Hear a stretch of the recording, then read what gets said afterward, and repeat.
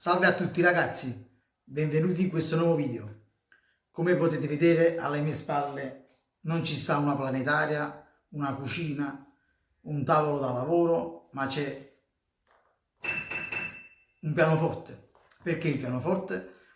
Perché il pianoforte è un'altra mia passione che mi porto da piccolo. Praticamente questo canale a cui io faccio le video ricette era un canale che è nato nel 2010 come canale di musica. È un canale che io facevo di brani musicali che poi è stato abbandonato e non è stato ripreso più. Poi nel 2017, con l'aiuto della mia bellissima Denise, abbiamo pensato di fare le videoricette di pasticceria con lei che mi dava una mano come assistente. Poi lei, come vi ho detto in altri video, si è fatta, diciamo, grande, a 13-14 anni e sta nell'età che non vuole fare più video con me.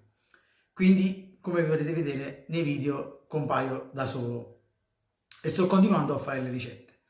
Però adesso volevo vedere se veramente anche con la musica riuscivo a trasportarvi nella mia magica Napoli. Questo video lo faccio anche per le persone che sono lontane da Napoli, che mi contattano, che stanno all'estero, Stati Uniti, addirittura in Arabia Saudita, chi in Olanda, chi da Copenaghen, chi da New York e un po' per il mondo, e anche per le persone che sono emigrate al nord e hanno bisogno della nostra magica Napoli.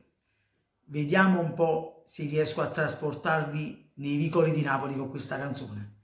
Questo brano è Reginella, un brano classico napoletano, scritta dal grande Libero Bovio e musicata dal grande Gaetano Lama, il napoletano Gaetano Lama. Vediamo se riesco a trasportarvi nella magica Napoli. Andiamo.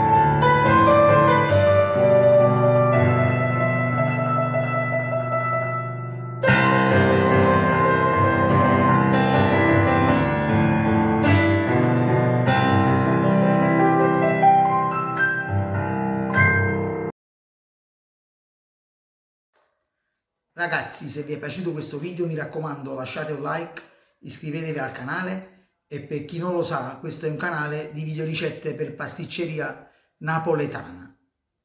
Un bacio a tutti, alla prossima, credo ricetta.